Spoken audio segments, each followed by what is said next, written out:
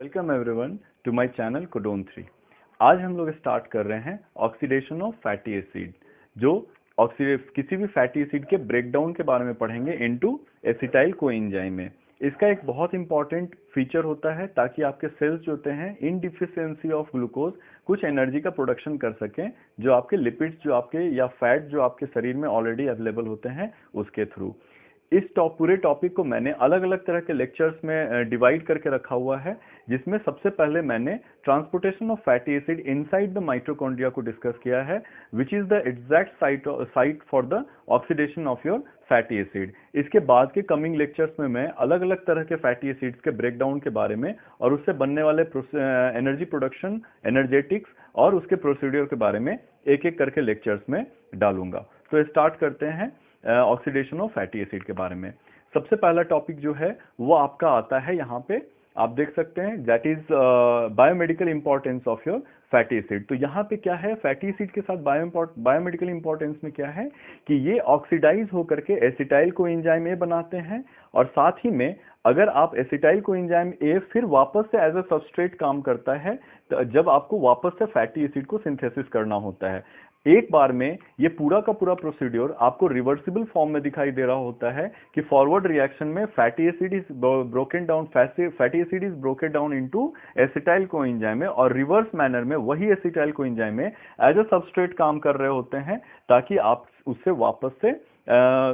Amino acid fatty acid का synthesis आप कर सकते हैं। दूसरी तरफ में लेकिन इस तरह से अगर आप देखें तो ये एग्जैक्टली रिवर्सिबल प्रोसेस होता नहीं है, क्योंकि ऑक्सीडेशन का साइट और बायोसिंथेसिस ऑफ फैटी एसिड दोनों का ही साइट सेल के अलग अलग कंपार्टमेंट्स में होते हैं। जहां पे ऑक्सीडेशन माइटोकॉन्ड्रिया में हो रहा होता है, वहीं बायोसिंथेसिस जो है वो साइटोसोल में हो रहा होता है। ये दोनों पोजीशन अलग अलग इसलिए रखा गया हुआ है ताकि इंटरनली इसके सारे के सारे बायोलॉजिकल प्रोसेस को कंट्रोल किया जा सके, और as per the requirement of cell हम फैटी एसिड या एसिटाइल कोएंजाइम ए को आप उसको प्रोवाइड कर सकते हैं, सेल को प्रोवाइड कर सकते हैं। ईच स्टेप ऑफ जो भी ऑक्सीडेशन का है उसमें एसिटाइल कोएंजाइम ए की जरूरत पड़ती है, एंजाइम्स की जरूरत पड़ती है, और को फैक्टर्स में NAD+ और FAD की जरूरत पड़ती है, और इस सारे प्रोसेस में अल्टीमेटली ATP का प्रोडक्शन करना होता है। फिर आप देख सकते हैं यहाँ पे कि इंक्रीज्ड जो भी आप फैटी एसिड का ब्रेकडाउन अगर आप देख रहे हैं या ऑक्सीडेशन देख रहे हैं, तो उसका एक बायोमेडिकल इंपॉर्टेंस भी होता है कि अगर फैटी एसिड का increased oxidation in cellular level पे अगर आप ऑब्जर्व करते हैं, यानी कि increased fatty acid oxidation is the characteristic of starvation and diabetes.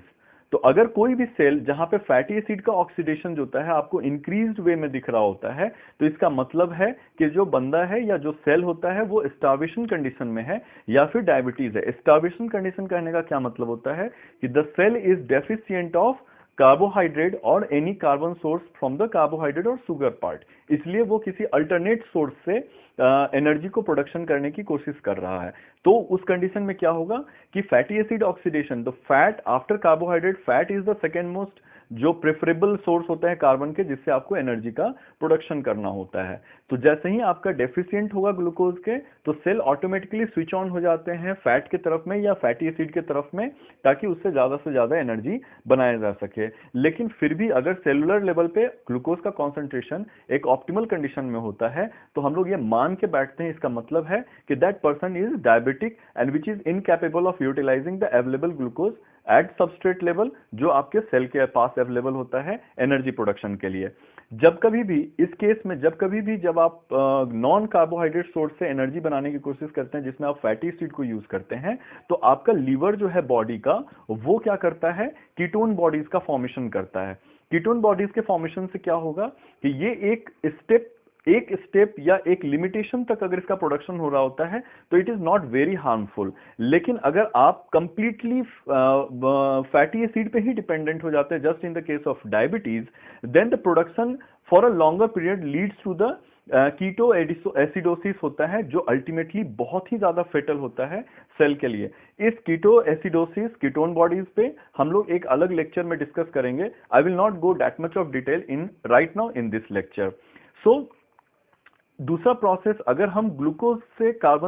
को as a carbon source use करके एनर्जी का प्रोडक्शन नहीं कर रहे हैं, तो नॉन कार्बोहाइड्रेट सोर्स से अगर एनर्जी का प्रोडक्शन करते हैं तो उस प्रोसेस को हम ग्लूकोनियोजेनेसिस बोलते हैं। और यहां पे मैंने मेंशन भी किया हुआ है। और ग्लूकोनियोजेनेसिस जो है वो कंप्लीटली डिपेंडेंट होता है आपके फैटी एसिड ऑक्सीडेशन पे। अगर किसी भी तरीके से फैटी एसिड ऑक्सीडेशन से इंपेयरमेंट होता है, यानी कि अगर ग्लूकोनियोजेनेसिस से एनर्जी का प्रोडक्शन करना है और फैटी एसिड का ऑक्सीडेशन नहीं हो पा रहा है, तो सर्टेनली वो सेल और इंडिविजुअल जो है वो हाइपोग्लाइसेमिया के कंडीशन में आ जाता है। हाइपोग्लाइसेमिया कहने का मतलब क्या है? The lower level of energy. Glycaemia is related to another type of diabetes, जिसमें ब्लड शुगर लेवल या एनर्जी लेवल जो होता है वो आपका बहुत तेजी से शरीर का ड्रॉप कर जाता है। What could be the possible reasons of this impairment? जो यहां पे मैंने बताया हुआ है, उसमें एक कार्निटीन डिफिशियंसी है और कार्निटीन पामिटोइल ट्रांसफरेज एंजाइम, अगर इस दोनों के ही प्रोडक्शन में कुछ प्रॉब्लम आता है या फंक्शनिंग में कुछ प्रॉब्लम आता है, that leads to the malfunctioning of gluconeogenesis और अल्टीमेटली हाइपोग्लाइसेमिया का कंडीशन डेवलप करता है। कार्निटीन और कार्निटीन पामिटोइल ट्रांसफरेज जो है या ट्रांसफरेज जो है वो कैसे काम नहीं करता और इसका क्या इंपॉर्टेंस है, वो हम अगले वाले स्लाइड में हम लोग डिस्कस करेंगे। नाउ, जो भी डाइटरी आप फैटी एसिड ले रहे होते हो, हम लोग उसको नोमेनक्लेचर में या हम लोग उसको नेमिंग करते हैं फ्री फैटी एसिड के नाम से। फ्री फैटी एसिड कहने का क्या मतलब होता है कि वो अनसैचुरेटेड फॉर्म में होंगे या नॉन स्टेरिफाइड होंगे। तो अगर अनसैचुरेटेड फॉर्म में है, वहां पे आप देख सकते हैं, अगर वो अनसैचुरेटेड फॉर्म में है तो हम लोग उसको UFO अनसैचुरेटेड फैटी एसिड बोलते हैं, और वहीं पे अगर वो नॉन स्टेरिफाइड है तो हम लोग उसको NEFA नाम देते हैं उसका। क्लियर है? नाउ, इसलिए जब कभी भी फैटी एसिड अगर आप कंजम्पशन करते हो और अगर उसको ब्लड में फ्लो करना होता है तो it should be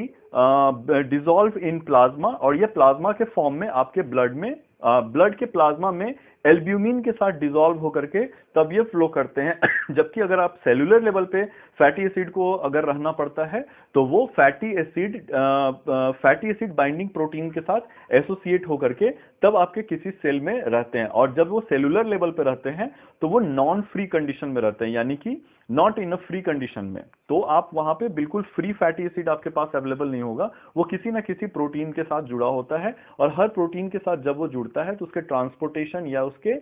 further metabolism या उसका डायरेक्शन डिसाइड करने में, हो सकता है प्लाज्मा मेम्ब्रेन वगैरह बनाने में उसको यूज करना हो, तो उस तरह से अकॉर्डिंगली वो अलग अलग तरह के प्रोटीन के साथ एसोसिएटेड होते हैं। तो जो भी फ्री फैटी एसिड्स होते हैं, दे आर फर्स्ट एक्टिवेटेड। अगर उसका ऑक्सीडेशन होना है और अगर उससे एनर्जी का प्रोडक्शन करना है तो सबसे पहले हमको उसको ऑक्सीडाइज करना पड़ता है, और तब हम लोग को एक्टिव इंटरमीडिएट मिलता है जिसको हम एसाइल कोएंजाइम ए बोलते हैं। और पूरे के पूरे ऑक्सीडेशन के पार्ट में यही एकमात्र पोर्शन होता है ऑक्सीडेशन ऑफ फैटी एसिड में जहां पे एटीपी की रिक्वायरमेंट होती है। तो फ्री फैटी एसिड, जैसा कि आप नीचे में देख सकते हैं कि free fatty acid plus acetyl coenzyme ए प्लस एटीपी, अगर आप यहां पे देखें तो एंजाइम जो इन्वॉल्व है वो एसाइल कोएंजाइम ए, एसाइल कोएंजाइम में सिंथेटेज यूज किया गया हुआ है जो आपके फ्री फैटी एसिड को कन्वर्ट करने का काम करता है एसाइल कोएंजाइम ए में। यही जो आपका एसाइल कोएंजाइम में सिंथेटेज है, हम लोग इसको थायोकाइनेज भी बोलते हैं। मेरे ख्याल से यहां तक समझने में कोई दिक्कत नहीं है, तो चलिए हम लोग आगे बढ़ते हैं। फिर अब आ जाइए कि एसाइल कोएंजाइम ए में कन्वर्ट करने की क्यों जरूरत है, क्योंकि हम लोग ये डिस्कस करना चाह रहे हैं कि हम लोग फ्री फैटी एसिड को चाहते हैं माइटोकॉन्ड्रिया के अंदर में ट्रांसफर करने के लिए। एसाइल कोएंजाइम में बहुत सारे सेल ऑर्गेनेल्स हैं जिसमें ये ऑलरेडी पाए जाते हैं, जिसमें एंडोप्लाज्मिक रेटिकुलम आते हैं, पेरोक्सिसोम्स आते हैं, inner and outer membranes of mitochondria भी आते हैं। तो इसको कन्वर्ट करने का पर्पस क्या होता है कि जो भी long chain of fatty acid है वो माइटोकॉन्ड्रिया के इनर और आउटर और इनर मेम्ब्रेन को पेनिट्रेट नहीं कर पाते हैं, इसलिए हम लोग को उसको पहले कुछ इंटरमीडिएट्स में कन्वर्ट करना पड़ता है ताकि वो माइटोकॉन्ड्रिया के मेम्ब्रेन्स को पेनिट्रेट कर सके और अंदर में आके वापस से वो एसिटाइल कोएंजाइम में कन्वर्ट कर जाते हैं, जिसका स्टेप वाइज हम लोगों ने यहाँ पे बताया कि the long chain of fatty acid first it is converted into carnitine derivatives, and carnitine derivative से कन्वर्ट होने से क्या हो जाता है before entering into the mitochondria. तो माइटोकॉन्ड्रिया में इंटर करने के पहले long chain of fatty acid को हम लोग ये कार्निटीन मॉलिक्यूल में सबसे पहले कन्वर्ट करते हैं। कार्निटीन क्या है? इसका नाम होता है beta hydroxy gamma trimethyl ammonium butyrate, इसका केमिकल नाम है। हम लोग शॉर्ट फॉर्म में उसको हम लोग कार्निटीन बोलते हैं। इसका क्या है कि ये बहुत ज्यादा अबंडेंट होते हैं मसल्स वगैरह में, ताकि अगर आपको इमीडिएटली बहुत ज्यादा एनर्जी की जरूरत पड़े और अगर मसल्स लोकली किसी भी लेवल पे ग्लूकोज से डेफिशिएंट हो जाए तो इमीडिएटली ग्लूकोनियोजेनेसिस प्रोसेस से मसल्स को इमीडिएटली एनर्जी प्रोवाइड किया जा सके और आप जो भी फिजिकल वर्क करना चाह रहे हैं वहां पे एटीपी डेफिशिएंट आपका मसल नहीं होना चाहिए, अदरवाइज आप कोई भी काम नहीं कर पाएंगे। तो फ्री एमिनो एसिड जो है वो मैंने बताया आपको कि free amino acid that can not penetrate the different membranes of mitochondria या माइटोकॉन्ड्रिया में वो अंदर नहीं आ पाते हैं। इसलिए सबसे पहले एसाइल कोएंजाइम ए को हम लोगों को एक इंटरमीडिएट प्रोडक्ट में कन्वर्ट करना पड़ता है जो कि कार्निटीन या एसाइल कार्निटीन उसको बोलते हैं। तो यहां पे आप इक्वेशन में देख सकते हैं that acyl coenzyme A has been converted into acyl carnitine. और इस प्रोसेस में क्या होते हैं कि कार्निटीन पामेटोइल ट्रांसफरेज 1 जो एंजाइम है वो यूज किया गया है। आप यहां पे देख सकते हैं कि हम लोगों ने एक दो मेम्ब्रेन का स्ट्रक्चर बना के रखा हुआ है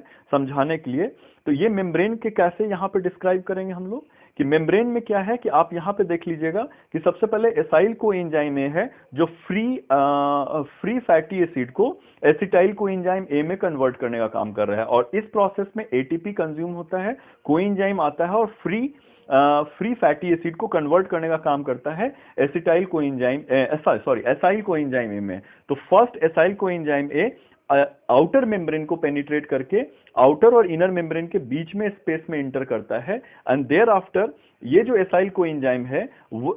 एसाइल कोएंजाइम ए है वो आपके एसाइल कार्निटीन में कन्वर्ट किया जाता है with the help of enzyme carnitine palmitoyl. Acyl coenzyme A जो है वो वापस से कन्वर्ट हो जाते हैं एसाइल कार्निटीन में और कार्निटीन रेसिड्यूज जो है वो रिएक्ट करता है एसाइल कोएंजाइम ए के साथ में। तो ये आप देख सकते हैं कि फ्री फैटी एसिड को एसाइल कोएंजाइम ए में फिर एसाइल कोएंजाइम को एसाइल कार्निटीन में कन्वर्ट किया जा रहा है ताकि वो फिर इनर माइटोकॉन्ड्रियल मेम्ब्रेन को भी पेनिट्रेट कर सके। अब आप यहां ऊपर में देख सकते हैं कि एसाइल कार्निटीन जो है वो फिर carnitine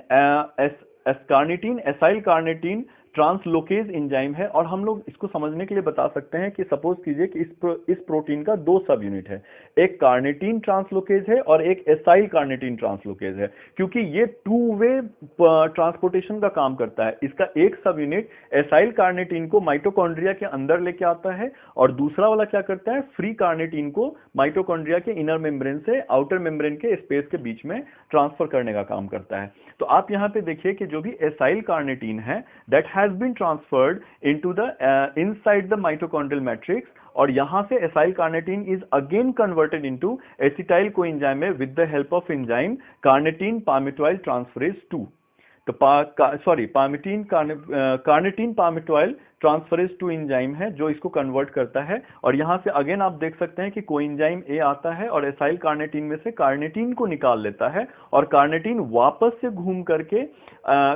carnitine acyl carnitine translocase enzyme से बाइंड करता है जिसका कार्निटीन ट्रांसलोकेज सब यूनिट जो है वो वापस से इस कार्निटीन को आउटर मेम्ब्रेन के बाहर में भेज देने का काम करता है। So this is how the transportation of a fatty acid into acyl